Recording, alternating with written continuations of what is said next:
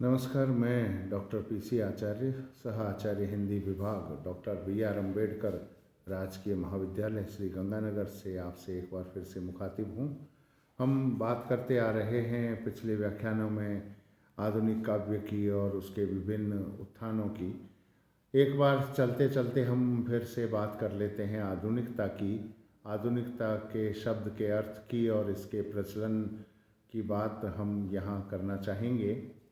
मानवीय चेतना के इतिहास में फ्रांस की क्रांति, औद्योगिक क्रांति, अमेरिकी क्रांति और ज्ञानोदय आदि वे घटनाएं हैं जिन्होंने मध्यकालीन धुंधलके के बंधनों में लिपटी मानव चेतना को उससे मुक्त किया। एक प्रकार से सुप्त मानवीय प्रज्ञा को चेतनावस्था प्रदान की, मानव मन के अंतरम में छिपी भावनाओं एवं मूल्यों को स्वच्छंद विकास के लिए अवसर दिए।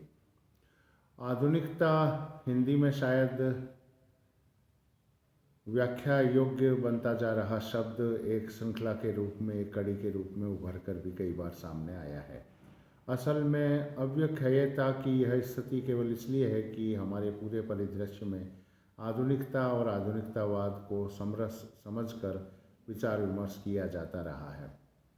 वास्तव में आधुनिकता का अपना एक व्यापक अर्थ है और आधुनिकतावाद एक विशिष्ट साहित्य कलागत आंदोलन के अर्थ को और उसकी प्रकृति को ध्वनित करता है। अपने सही अर्थों में आधुनिकता युग के प्रति जागरूकता का ही एक परिणाम है। विसेंट वेंकले ने एक जगह लिखा भी है कि आधुनिकता का स्रोत चिंतन और जीवन की म्रियमाणता से मुक्ति यानी वर्तमान की उपस्थिति और जीवन से सीधा साक्षात्कार है।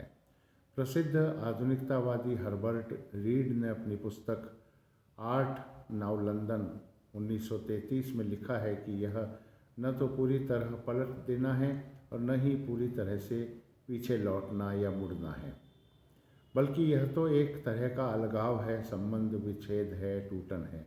रीड का यह कथन मनुष्यता के इतिहास में आधुनिकता को एक विचलन के रूप में देखता है। इसी विचलन ने प्राचीन युग को अंधेर युग से, अंधेर युग को मध्य युग से अलग किया है।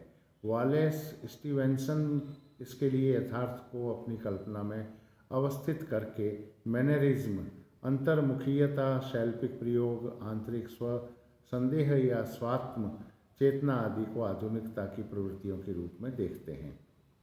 वस्तुतः आधुनिकता एक ऐसा स्थान है जहाँ भिन्न संरचना और संगठन अपने पारंपरिक अर्थों में ध्वस्त हो जाते हैं।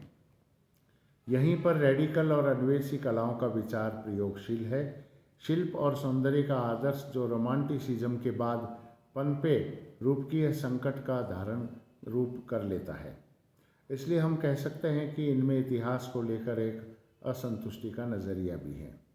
एक विद्वान ने तो यहाँ तक कहा है कि आधुनिकतावादी आंदोलन अपने व्यवहार में अतीतहीन आंदोलन था।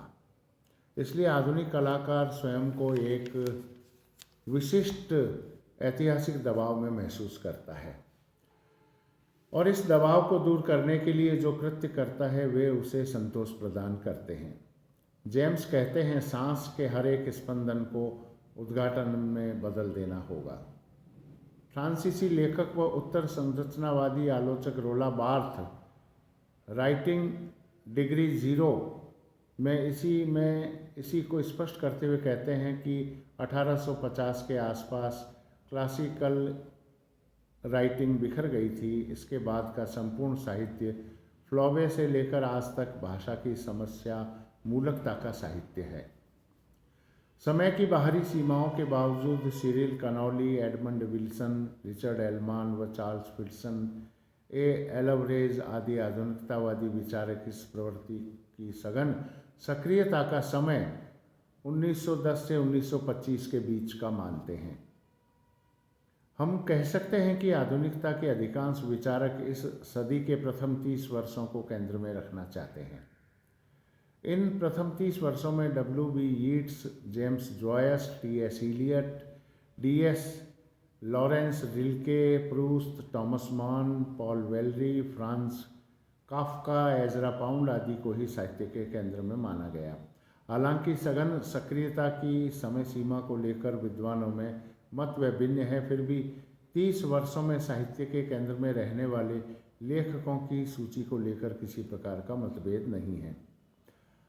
आने वाले व्याख्यान में हम इसी सघन सक्रियता की बात करेंगे और तब तक के लिए बहुत स्वस्थ रहें, सजग रहें, सतर्क रहें, सुखी रहें। जय हिंद।